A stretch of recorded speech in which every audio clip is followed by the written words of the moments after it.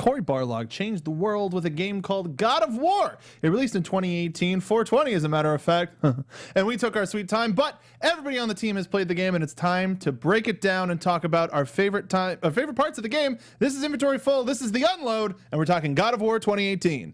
Welcome to Popcorn Talk, featuring movie discussion, news, and interviews.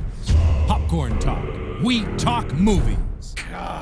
This choir, this everything, this energy. Boy.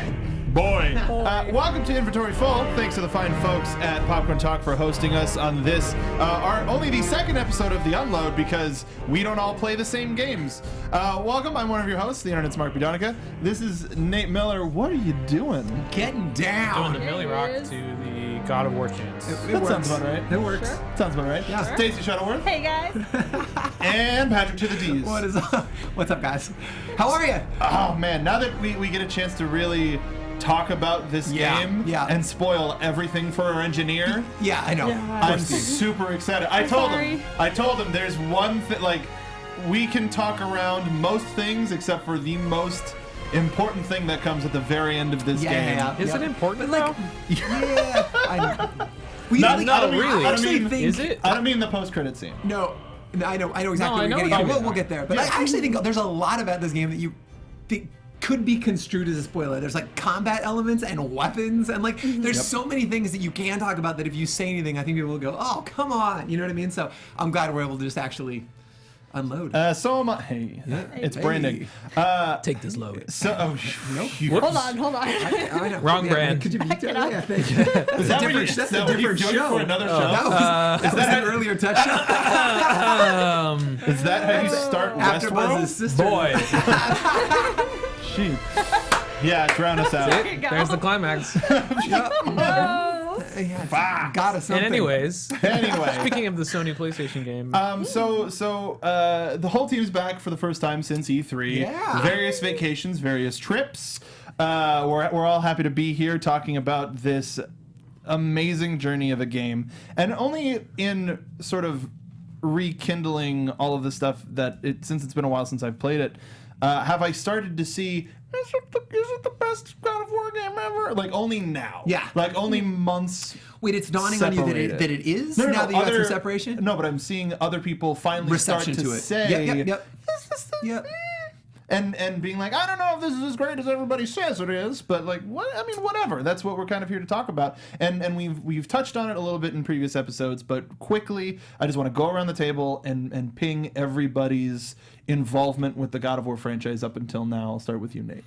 I mean, the extent of my God of War before this game was like back when Pizza Hut used to have the demo discs. Yeah. I played the demo fights of the few of the God of War games, and that was always enough for me to go, I don't want to play this. So I don't know. I mean, I always thought it was cool, and being big into like mythology and lore and stuff like that, I'm familiar with the story and stuff. But this was the first game that I really played, let alone finished for sure. Wow. Yeah. Stacey.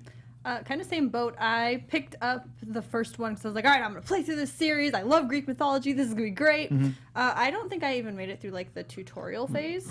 Before I was just kind of like, You beat the sea monster in God of War 1? I don't even know if I got that far. I remember being in that fight on the boat, and I think at the end being like, nah. I was like learning how to run, and just kind of said, nah. Yeah, all right. But you made it. There was enough hubbub about this game to bring you into it. Yeah. There was indeed. Okay.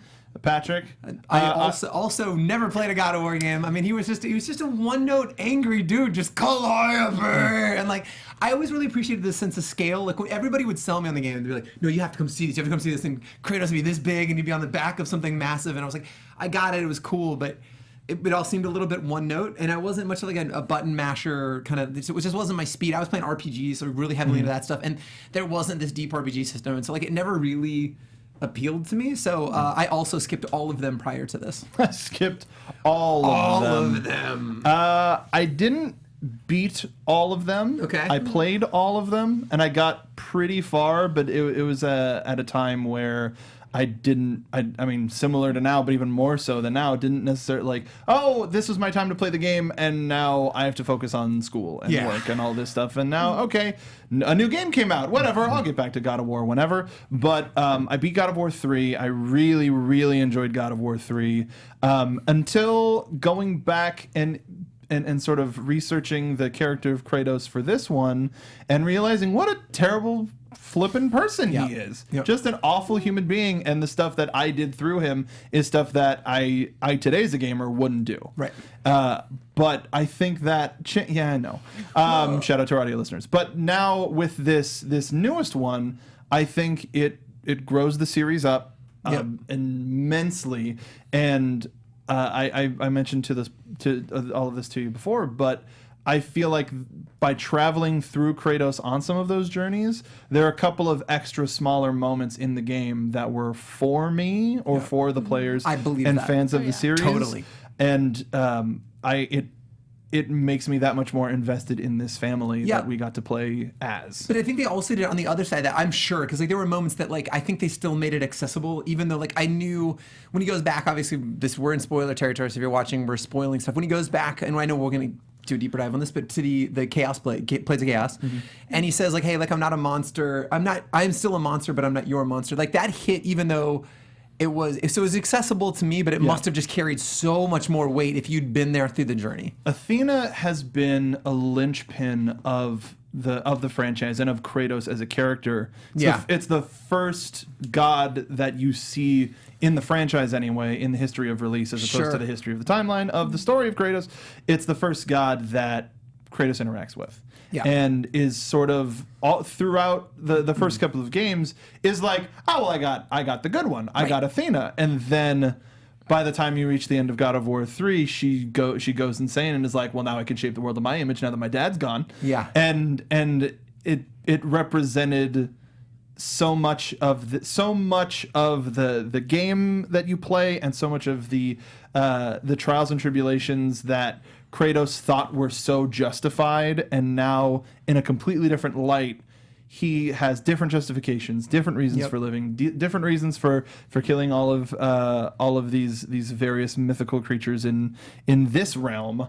But the time that we'll get to that. So great. All of God of War up until this point has dealt with Greek mythology. We are heavy in Norse mythology. What is your knowledge of Norse mythology? Were you excited that we would get this different sort of a look at it? I'll start with Stacey. Yeah, I mean, I really like Norse mythology. I've always been into all of the lore, as limited as what we have is. So this was really cool to be like, all right, so I know some of these characters. I can kind of guess general frames of where we're going, which, of course, it's God of War, and they didn't quite do all of those things. But, right. But, they'd introduce them, and they'd be like, oh, okay, all right. And so the mythology behind it was fun. What about you, Patrick? No, so cursory understanding. Cursory understanding of the mythology, and so that wasn't what excited me. It was the idea of and I know we're gonna again get into it, but the idea of having a child and being able to reinvent yourself, right? Like parenting by performance, right? When you have a kid, the version of you that your kid sees isn't the version that the whole world potentially knows and sees or knew, right? Like, and him physically leaving that environment and starting new somewhere else, regardless of what that was, to me was invigorating. I mean, along with everything other, like the way it looked and played and all that other things.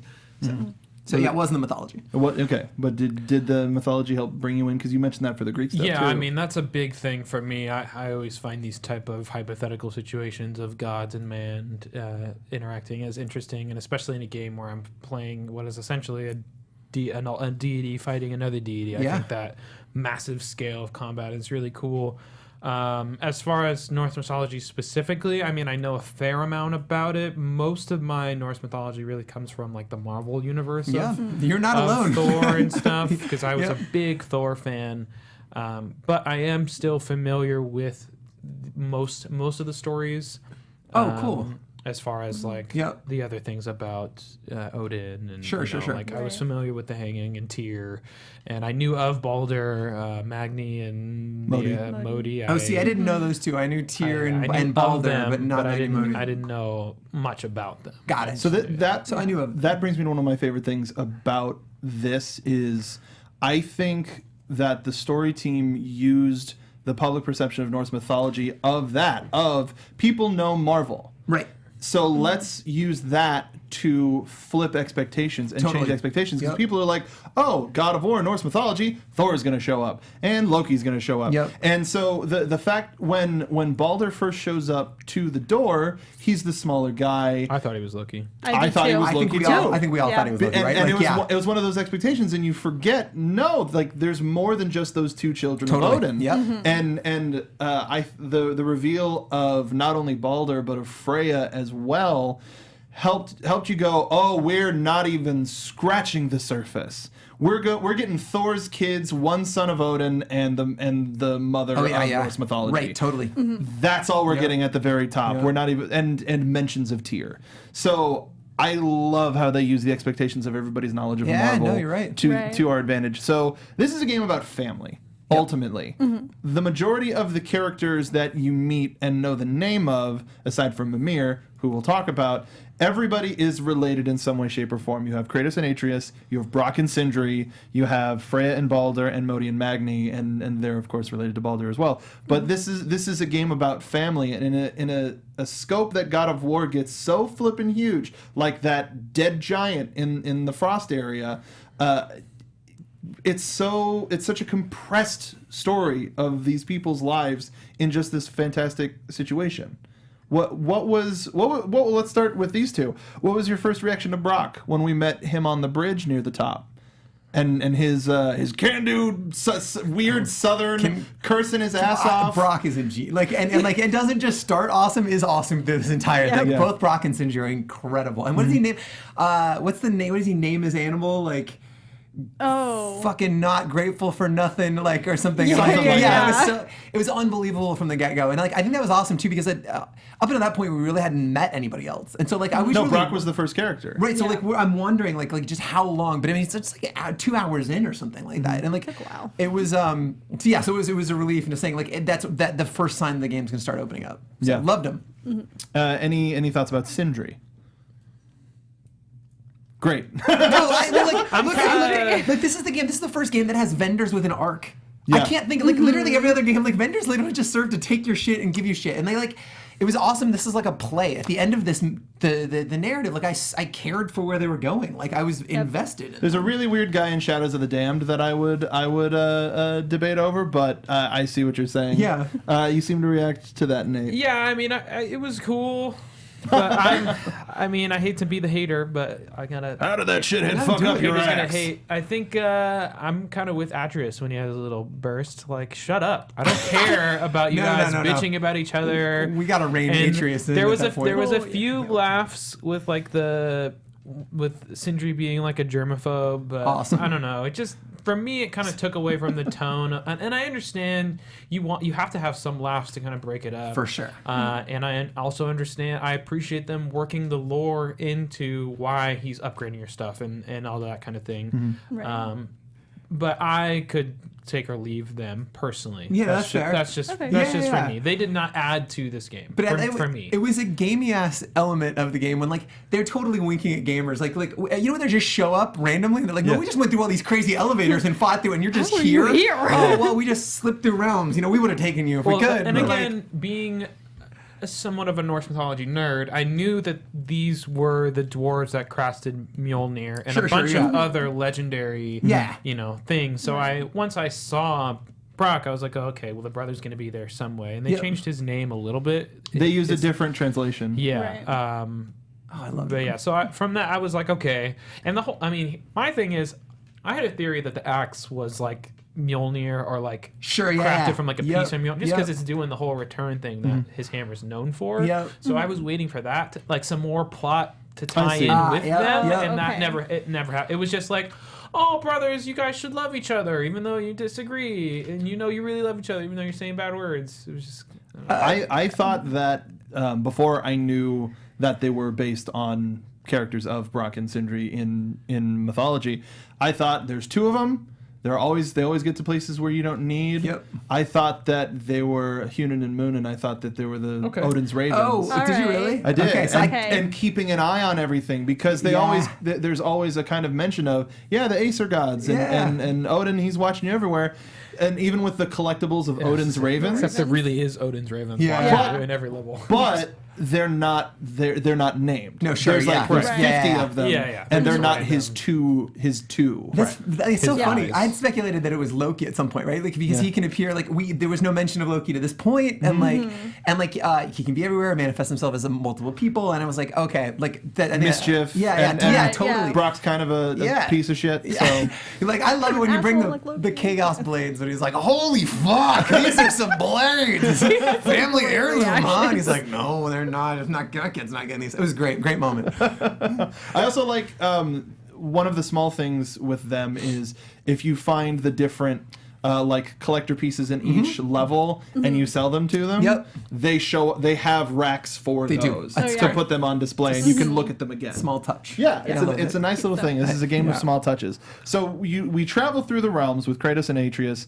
Midgard, Alfheim, Helheim, and Jotunheim are the 4 story realms that we go to, and then Niflheim and Muspelheim are the 2 side areas. And as far as I know, it's just for sort of testing your metal. There's next to no story stuff other than chatter. I mean, I feel like the whole Valkyrie storyline is actually pretty big in the grand scheme of, not big, but it has a couple of ramifications about what's going on. So on that end, like, you do get new information and information that influences the world if you complete all of that story. It fleshes it out a little bit, but certainly not critical in any way. I think Mimir's relationship more of a teaser for like the future. I think like you get Mimir's relationship with the Valkyries and all that. So. But also you find out who the head Valkyrie is. So let's just sort of have a loose wild conversation about story stuff and elements that we liked and we didn't, just because we're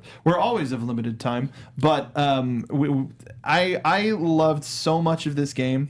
I loved the possibility that it opened up. When I heard an interview before playing it, the Cory Barlog was like, I've got like 8 or 9 games in my head. Maybe more, like he had something in the teens, maybe, if I remember correctly. I was like, how are you going to do that? And I went, oh, I know how he's going to do that. When we saw the reveal of that tier story where he's traveling across all these realms, and you have the indicators of the other types of gods that he traveled to. Right.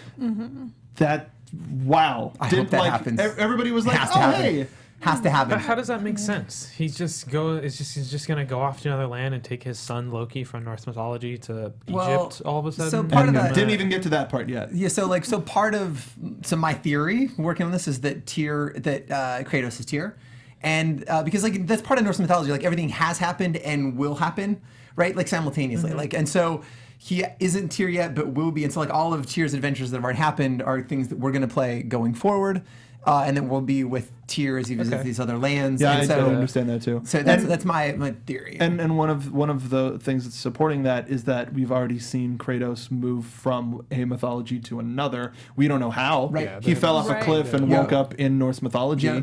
So he did it somehow. He's got something. Even from the way that they kind of talk about it, it almost seems like he just moved. Like, literally, they're in the world, and he just went from Greece and went north. Totally. And somehow, I guess Midgard is literally just like Norway or something. And somehow stopped being a piece of shit and like married a woman and had a child.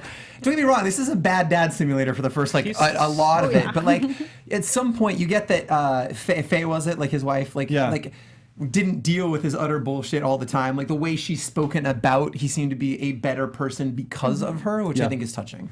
Yeah, I hope in the future we get more of their relationship. Yeah, me too. And we see shitty Kratos and how shitty Kratos became dad bod Kratos.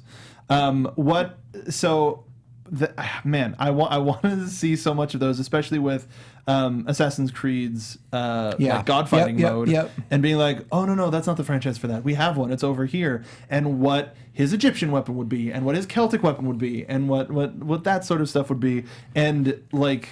In God of War 3, he had 4 weapons, but they were just kind of like, hey, you want 4 weapons? Whereas in this, we're going to play through the Norse section of Kratos' story and feel connected to the axe the same way that we're connected to the Blades of Chaos, and what all of those represent, all of the stories that you experience with those.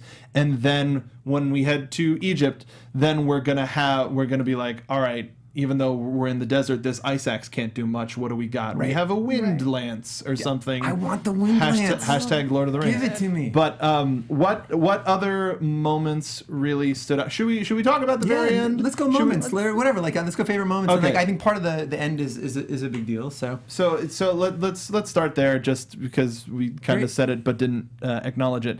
So the whole point of this game is Kratos and Atreus spreading the ashes of their wife and mother.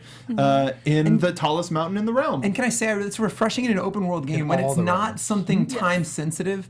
So many of these games you're playing just the end of the world, and you go, and they're like, but I'm gonna gather 6 apples so I can do this. You know what I mean? There's this weird discordance, and I'm like, but this one really wasn't. And he kept couching everything that every time they deviated into we'll be better prepared for the journey ahead, and there wasn't this time thing to it. So it just resonated in a way that was actually really refreshing. To a degree, until you also have to think about the fact that they're being hunted by these gods. I think that was the pushing impetus. them out into the world, right?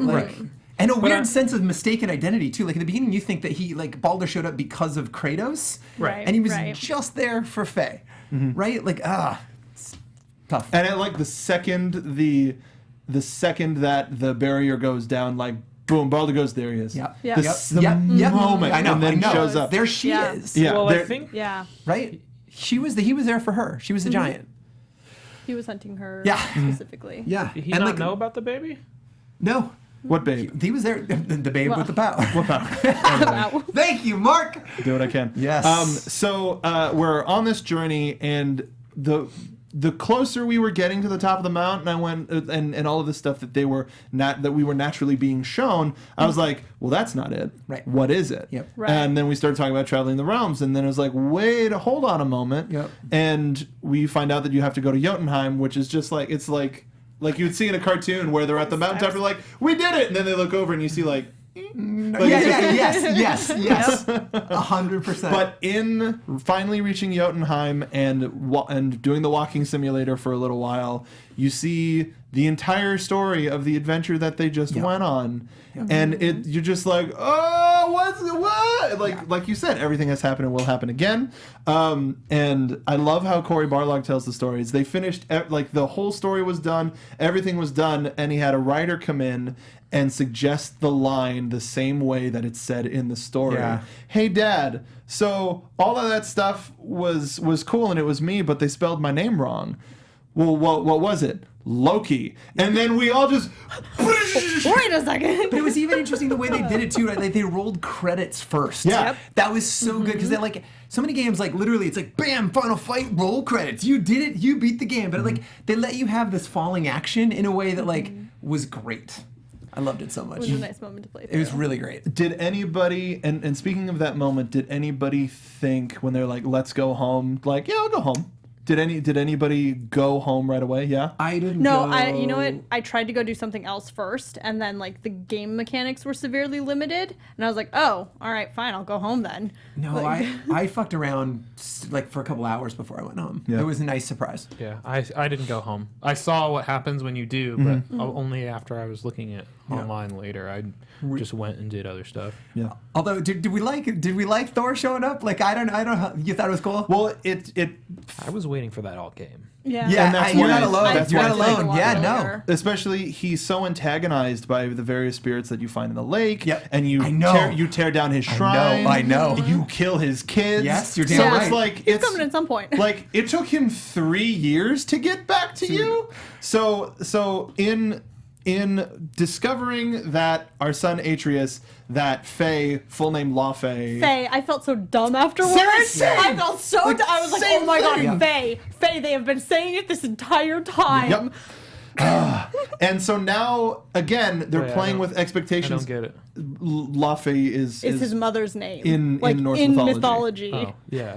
Yeah. So again, playing with expectations that even if you just follow the Marvel stuff, you know what kind of a character Loki is. But then if you know Norse mythology proper, you know that Loki has something to do with Ragnarok, right? Which is the end of all realms, and and so now all of this stuff of like, hey, I can talk to animals, or hey this, or hey that, and starts all assembling.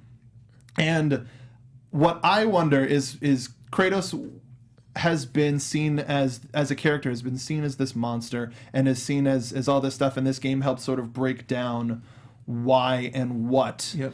And by hearing the name drop of Loki, we automatically go to the end. We automatically go, oh, I know what type of a character Atreus is going to be. Yep. But now I'm wondering how. How is Loki going, if and how is Loki going to get, and Atreus going to get to that type of Loki that we know? They take a lot of liberties, so we don't really, we Exactly. don't entirely know. That's the They thing. really do. But like, again, the World Serpent is Loki's child, which is unbelievable. But we He got a says tease straight that up, too. I know, like, Yeah. you look familiar. You look familiar. It's amazing. I was Yeah. like, holy, Do you want to try Yeah. saying the World Serpent's name? no. Jormungandr. Nice, not bad. Come on. Yeah. Can we talk about the sound design was so dope when that thing showed up? It's like, I was like, it was. shook my head. Very good. Yeah. So that. Oh boy. Did you guys get a chance to? I know we're talking about the end, and I want to go back to some other favorite moments. But Yeah. like that, when they were going through those panels, did you guys like go back and look at that final panel? Because I didn't get a great look at it in game. The one that Kratos sees in dying? Atreus Yes, doesn't? yes. So, like, what was your read? What was your interpretation of that panel? Because it looks World Serpent-y, and it looks like Kratos is dying, but, like, is our interpretation that Loki is killing him in that Not moment? mine. I don't think so No. either. I was just curious. I think Atreus is present for Kratos' death. Correct. But, and also. You say correct like I know. I'm like, you got it right, sir. Well done. No, but I'm same page. But it's and at the same time, Kratos has gone to Hades 3 times? Yeah. 2 or 3 times? Sure. Goes to hell in this game too. Yeah. Yeah. Twice. So he's Twice. like More if you need to flying get boat. by choice and not. Oh. So Kratos, and especially being a god, I think there might be a time where we think Kratos may be dead, Yep. and he won't be, or we start. That's when we maybe play as Atreus for the first time, and maybe they hold. I would love it if they hold on to that expectation to like game 3, and the whole time we're expecting it in game 2 and nothing happens, and they're like, well, no, that thing that you did. But yeah, I don't think Atreus is the cause. And maybe that, At least directly. No, I'm with you. And like maybe that's actually what begins his ascendance to or transformation to Tyr, right? That is that like what demarks him going from Kratos to becoming Tyr and going through to Maybe reborn, something like that. Yeah, I don't know. What was the highlight for you, Stacey? While we're talking about favorite moments. Honestly, the whole relationship arc between Yes. Atreus and Kratos, especially kind of once he came clean with him, and Atreus turns into a little shit for a while. Dude. Smack that kid! Oh my god! Like, not advocate for hitting your child, but he needed a good beating. Didn't listen to you when you pushed the button. That was amazing. I kind of love that moment. It was such a great touch. And honestly, like throughout the game, whenever he was upset, and normally, like I had gotten so used to his little chatter, his little extra facts, and pointing things out. So when he was silent or not listening, it was noticeable. And I think, like, I really appreciated that touch. It made those parts of the game feel longer, and it made that awkwardness a little bit longer. And I think one of the major payoffs of that is after you go through that forest and you walk into the beam of light and you come out and you're like, it's been hours. Like it. Amazing moment. Oh my god, Yes. that kid steals that moment, right? Like when he comes out and he's like, "Where have you been?" Yeah, it's like This is there's so good. there are just piles of dead dark elves, and you're like, he's so this, stressed. This He's kid has so seen upset. so much death, Shit. and you were gone for 4 minutes. Yeah. and that plays in the back of your mind, and so when Kratos finally makes the decision, all right, I'm gonna tell him the truth. Great beat. And then it's like, well, that didn't work out how I wanted to. No. But a lot of the emotional moments I feel were very earned. I do too. Yeah. I especially for me, I think I wanted to ask you guys about this too. Would be, I think the confrontation between Freya and Baldur at the end, right? Like, so we get a chance in Hell when we see the explanation of Freya taking away Baldur's feeling, right? And he's unable to feel, and he walks through this world as a ghost. And then that final confrontation where he is going to kill Freya, Kratos intervenes and kills Baldur. And it was like such a crazy. There's something. It's not a win situation, right? But like, here's this like woman who's literally saying, and I can't imagine this, but like, you are the legacy, you are everything going forward, and if the only way you're gonna get peace is to kill me, then by all means. And it's like her decision to make, and Kratos was like, no, this is not the behavior I want modeled. Gods are gonna stop killing their parents, and we're not gonna live in fear of our children or our parents. This is not the behavior I want modeled. He robs her of that and potentially makes an enemy of her. It was a great moment where I was like, but definitely. But at the same moment, she like you say, she's made this peace, but it's also her child. I know, he's fucking totally. And in that moment, like the theme of we have to be better, right? Is it better? Well, so like he says, "Don't be sorry, be better," and that is a great bookmark. It gave me chills, right? Like I think I'm with you. Like I don't know, right? Like it's this weird gray area, but I kind of love that they got you thinking about it. Exactly, and it's a different moment. It's a much smaller thing of I mentioned it when after I beat it, is at the end of God of War 3 you just pummel Zeus until the camera's covered with blood and you keep going. You keep going. Whereas when you're beating Baldur, I was like, 1, am I done? I know. I want to stop. 3, I was the same done? way. I was like, I just need to be done with I this. didn't want to do it. But at the same time, Kratos was continuing the cycle. Well, was he though? I think he's trying to break it. He never had good parenthood modeled for him. But it's still gods killing gods. I mean, I agree. But also, it's also a self-defense thing too. Like if he doesn't kill Baldur, Baldur's going to keep coming after his son. I agree. Yeah. So I think that's why I didn't have an issue with it. Like, it's kind of messed up, but also, I mean, if you look at the way Baldur has acted, and then the way that he's a broken man. The other two acted too, and like all the stuff that Atreus has been through, I'm Kratos. I'm killing Baldur. He's not leaving, especially now that he's weakened too. No, I think he's definitely dying. No, I think I make that same decision too, but it was tough to watch. I'm with you. I think you're right, but it took me like a little while after I'd finished it to really think through. I think I ended on that same page with you, but like, it's cool that games are presenting choices where like it's not just so like of course, you know what I mean, like this is what we're gonna do. I really had to think through it. I have to kill the bad guy. Totally. So here's what I want to talk about. Bring it, please.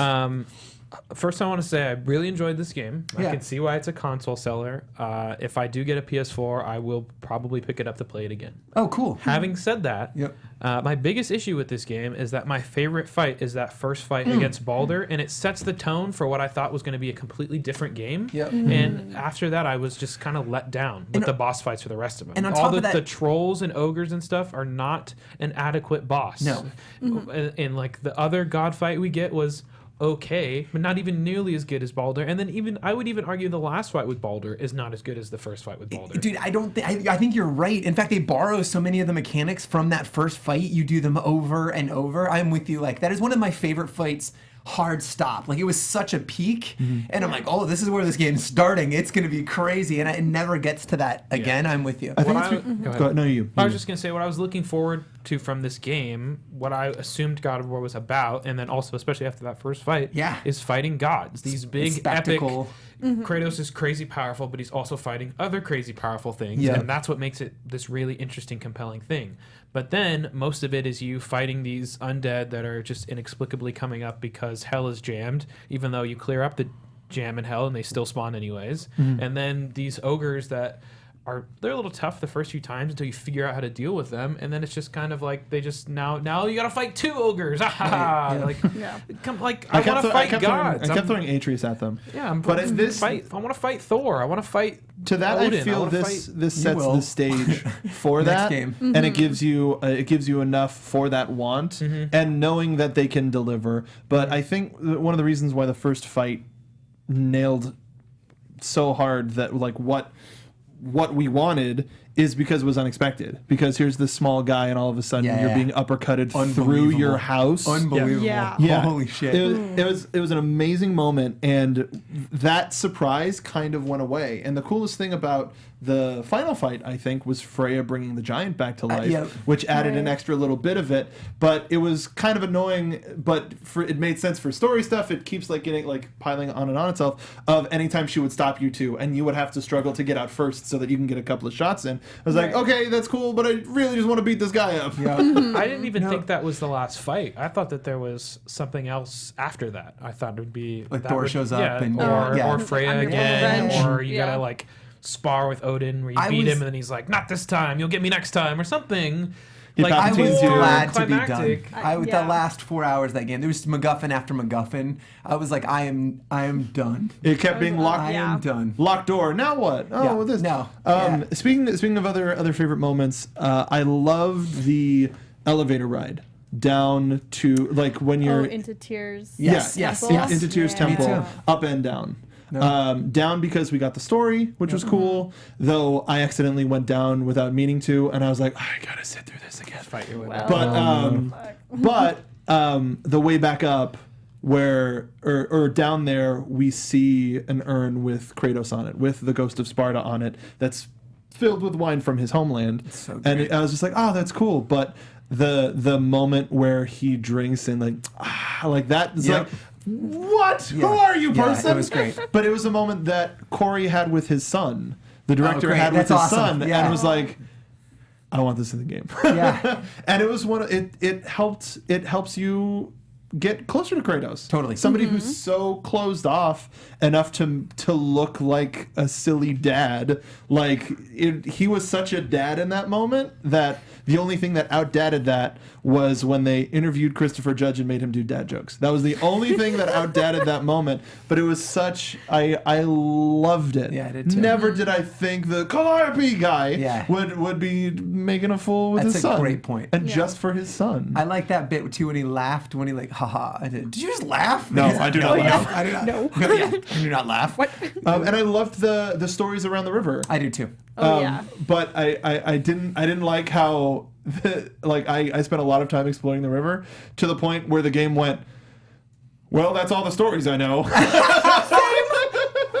I was like, crap. Well, got them all. I was the opposite. The boats was probably the lowest point in the game for me, and I don't know if it's just because I was playing late at night often, but I found that I would go to these high energy, interesting scenes, and okay, I got the thing. Now I got to go back to the place, and I get in the boat. Well, I think Tell me a story, Dad.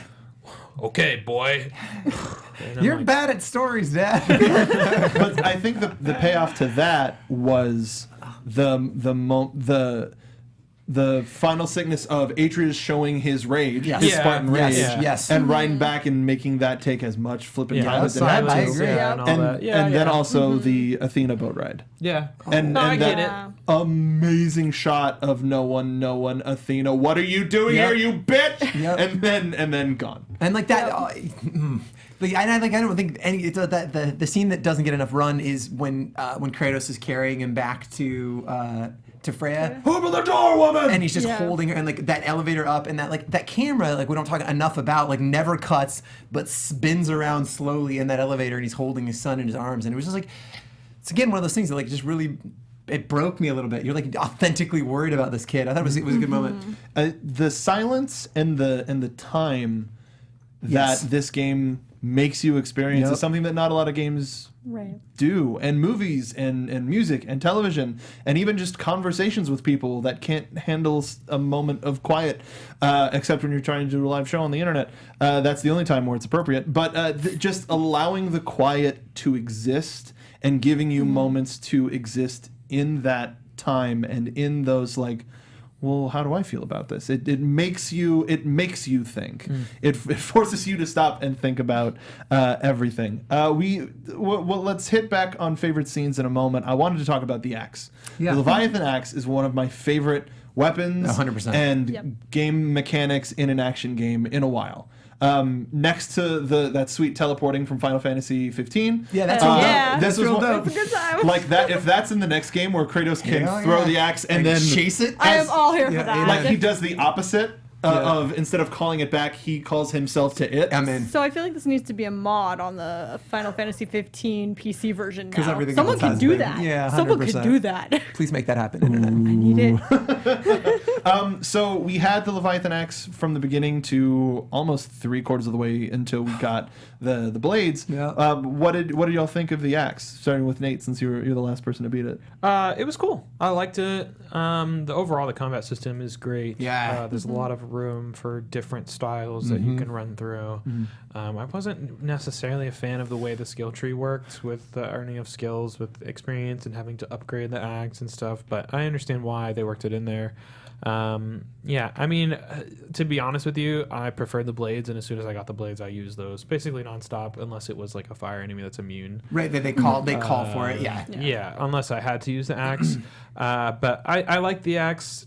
For me, the best part was just not even the throwing as much as just the recalling. It was cool. It always felt so good when you pulled it back, and the sound was And the was tight. vibration, the way the Yeah. controller is. The targeting system, though, I was not crazy about. That Right. multi-target thing I could never get to work it was me right. neither. And The shoulder buttons always got me to where I would just hit my super Yeah. as opposed to throwing it yeah, out. I never got I've done the that a few hands times. on- Like it took me a long time to get. I mean, I don't know if it was just because I never played console, especially not. I mean, even when I play with the controller on my PC, I use an Xbox controller. Yep. So it just took a long time for me to get used to like, when am I blocking? When am I targeting? Like hitting the wrong one. And just like you said, like setting my ability off when I'm trying to throw the axe instead. But having played like Assassin's Creed, like again, like similar control set, so like I walked right into it and it felt a little bit more. But I also set off my super so many times. Real smooth, Kratos. You looking good? Just into a wall where no one was. Yeah, I think later. Yeah. I think I would definitely say this combat system is better than Origins. Even though Origins is good. Oh, way better. Yeah. Oh yeah, and it felt more so impactful. Like the executions when you're ripping the dog hound thing, the jaw all the way so off. and, like, satisfying. it feels so good. Yeah. Every Not since weighted. Doom. Yes, you're right. You're right. The glory kills. And I don't think like they didn't even really get old too. I thought they would. To me, they did. They I did. wish that they No. would have one or Every two. time I I'll give you that. Especially the trolls. Like Yes. because it would that's always fair. be Totally, the yeah. grab the You stone, would pull 'em smack their down. head, and I'm like, that's cool. And then you do it 8 more times. Fine, great. It was cool. The Kratos first is way more 10. creative than that. The dark elf one where he takes the trident and throws them That's through my it. It's favorite. so dope. I'm like, oh! Spears them through. I yelled every time. That one never got Did, old. did anybody use? How often did you go fists, like bare knuckle? But Pretty it's often. fun sometimes. Especially on the mountain challenge, I started using that a lot, and the mist, I used it a lot to build up stuns so I could start ripping to optimize my run. Okay. Yeah, it Very makes cool. it faster. Yeah, I found the most OP strat for me was just putting a lot of points into Atreus really early. Me too. I maxed upgrading him the as soon as I bow could. Right away. Maxed him. Yeah, and then you just shoot the bow at things as Yep. they're coming at you, and then by the time they get there, you just kill them. You clean Pull them them up. apart, I yeah. totally agree, and Summon I think a some lot of wolves. people neglect that. I was a Murder real of crows. I was a real distance guy. Oh yeah. I think Yeah. Atreus is like I maxed him out as soon as I could every I single only time. used the wolves. I didn't use any of the other stuff. Oh, I Crows is used dope. Right. crows a couple Crows is times. great. Wolves is good though. Wolves is good. But yeah, maxing out. Atreus Did you was do the best one. gopher? I did it later when I maxed everything else out. Did you ever find the No. gopher? Oh, the gopher groundhog, whatever. Yep. It's played by Nolan North. No, and, it's not. No, I swear to God. And so are the two, like, Thor's kids are Nolan North and Troy Baker. But this is also Nolan North, and he yells at you, and he's like, he shows up and he like brings you health, and like he's like, oh, why'd you you interrupted me for this? And you're like, it's some weird like comic relief shit. But Yeah, it's pretty funny. he digs out health or rage that like an or ability? magic. Yeah, well, no, it's another Atreus summon is for his one of stuff. his- Okay. Yeah, that's instead of cool. it was kind of weird, but it was great. He's Yeah. like Mr. I Rossetti didn't from use Animal it. Crossing. I didn't end up using it just a couple times, but So where do we think now that it is confirmed by Mimir, Fimbulwinter has begun. Fimbulwinter is the 3-year-long snowfall that is the beginning of Ragnarok. When do we pick up God of War 2? How has it been years? Has it been months? Has it been weeks? I think it's probably right where the after credits scene is. You think we jump 3 years to the beginning of I think it Ragnarok? picks up right up where Thor shows up with that pistol hammer on his shoulder. Yeah. So, Okay, I think that'd be a I good can get place to behind start that. the game. Just Yeah. jump in right there, and then from there we have to kind of figure out what happened in the last 3 years and then deal with Ragnarok because apparently it's happening. So Right. I know it won't happen. What I would like to see would be something before that where like, because Kratos doesn't move much as in his arc, right? Like he kind of is like shitty to like less shitty. And I would really like to see him model good behavior for his kid a little bit starting off. Like I would be really cool if we could get 20 minutes at the beginning of the next game of just pure domesticity, right? Like have them doing stuff like the end of Red Dead, right? Like I know it sounds ridiculous, but like really model that out. I think that was a very bold move at the end of Red Dead. If you haven't finished that, like you're Marston, you hang out with your kid. I think that'd be a really cool place to start, and it would endear me to him and Atreus even further. Yeah. I don't want him to pick up too soon after because I think Atreus is all, they're both going through some stuff that I think it would be nicer to be more present for, and especially Atreus now knowing about the destiny that his mother wanted for him. I would like to see at least maybe they go back to where that giant stone pillar that had all of those same carvings on it. Maybe there's something on the other side that gives us a little bit of a tease of where we're going from there. I really want more information on the meta story of Kratos and how did he get there and why did he go there? Because like they really touched on it like. But does it matter? I think a combination of that. I think starting with domesticity, we're getting a little bit of the home life between the two of them now that they don't have Faye. And it's like, well, Dad, how did you get here? Well, and then the tutorial is Kratos falling, and that's where we actually meet Faye. That'd be great. It would be really great. It'd be like a classic Simpsons flashback episode. Great to meet Faye. Yeah. So let's talk about sort of our final thoughts and favorite parts. Yeah, I mean, I loved this story. I loved this game. Same thing with you, Nate. Once I do get my copy back, I would love to play this game again. It's okay. I love it. It's coming back. It's coming back right away. Yeah, the idea that New Game Plus is coming, awesome. I look forward to it. And I didn't even realize that was the case. They talked about it on E3. That's they said right. it's coming at the end of the year. Right at that weird like between. Yes, it was right before. I try to block that out every time I think about E3. Wait, was that right before it was time yet, or was that after? Wait, what? Was that right before it was time yet, or was that after? I think they that need was a little after. more time. Oh, okay. Yeah. Is it time yet? Oh, well, we're giving out Black Ops 3 for free on PlayStation Plus. How about now? Is it time? Is it time though? Are we Can ready? we leave? Can we go? Is that flute player ready? But let's talk about sort of final thoughts on God of War, and if it bears talking some more when we do get a little bit more, maybe we'll do this again because we ran out of time real quick. Hey Patrick, what was some of your final thoughts on God of War? I mean, I don't know what else there's to say that we haven't said. I just think like having a kid clearly is the fastest way to deal with like legacy and being faced with your own faults. And for me, this is I think the datification of people in games has been a bit of a trope in the last several years, but I think they really did it well. And I don't know, I don't know what I hope for next. This to me was somebody that was a game I could really invest in, and I don't know. I have more faith than ever in those guys in that team to what they do next. Fun fact too, before I let you go, the fight with Baldur. My cousin worked on this game. Said that during the course of the fight with Baldur, those same paintings that you see in at the end of the game are on the rocks there. Yeah, on the giant rock that he you pushes already know. over. That's amazing. I didn't know that. Okay. Anyway, Stacey. Honestly, I was impressed with the entire story of this game. I liked so much about the small moment-to-moment stuff, like, riding around the river was great. But honestly, the gameplay mechanics of it, of working in kind of an assist character in such a flawless and unencumbered way, I think that this was one of the first games where it was like, oh, this works really well. Like, having him running around with you didn't feel like an escort mission, which was one of the worries, I think, that there was. And I think it introduced kind of a new approach to gameplay that we might be able to explore more. Agreed. Nate, what do you think? Yeah, I mean, I'm going to piggyback on that and say that, especially with the way Atreus was worked in, the combat was fantastic. It was cool. I liked the puzzles that were there. They were always on that edge of being frustrating, borderline, I'm going to skip this, but also usually not so frustrating that if I was like, all right, I'll just spend some time, and I was able to figure them out, which felt really rewarding. It was a beautiful game. It sounded great. I have some flaws. Again, that for me, there's missed expectations.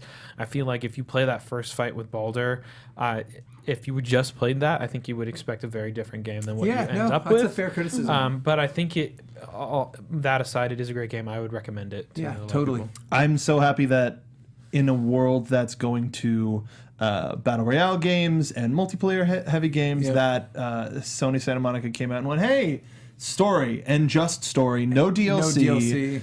The only free thing that we're giving you was the chance to play the game again. Yep. And everything was packed in. Everything was in one package. And piggyback on what everybody said, I agree with everybody, even when you said about certain expectations, because I had something similar with another game, but oh boy, did I really enjoyed this game in a way that I honestly didn't think I would. I really enjoyed it. Me neither. Despite being a God of War fan, this gave me a different experience than expected. Yeah. Even with all of the hype found within. Totally. What did you think about God of War 2018? We want to hear what you think. Leave comments down below. Find us all on Twitter. God of War. God of War. But, boy. But... Oh, that was great. It sounded so good. Yeah. Now we need the return noise to come through. If only that we had a graphic to like send it across the that'd be thing. great. Please make sure to subscribe to us here if you have a Amazon Prime subscription. Give it to us here. It helps support the show, helps us build up and expand our library of shows here on Twitch. But before we go, real quick, let's do social medias. Patrick. Peter the Dees on Twitter. Tweet at me. Let me know what you thought of God of War. Stacey. Stacey Shuttles all over the web. Nate. What's up, nerds? Nate Miller here. You can find me on all social media at Nate. And I'm Mark B. Donica. You can find me at Mark B. Donica on Twitter and everywhere else. We stream our weekly talk show here. We're also available in audio format thanks to the folks at Popcorn Talk. You can follow them at the Popcorn Talk. And we stream games here throughout the week. We're getting better at that. Now that it's summer, we have a little bit more time on our hands, so please stick around. We've got more stuff coming for you on this channel. Thanks again for joining us for the Unload on God of War 2018. We'll see you wherever Atreus takes us. Boy. From producers Maria Menounos, Kevin Undergaro, Phil Svitek, and the entire Popcorn Talk Network, we would like to thank you for tuning in. For questions or comments, be sure to visit popcorntalk.com. I'm Sir Richard Wentworth, and this has been a presentation of the Popcorn Talk Network. The views expressed herein are those of the hosts only and do not necessarily reflect the views of the Popcorn Talk Network or its owners or principals.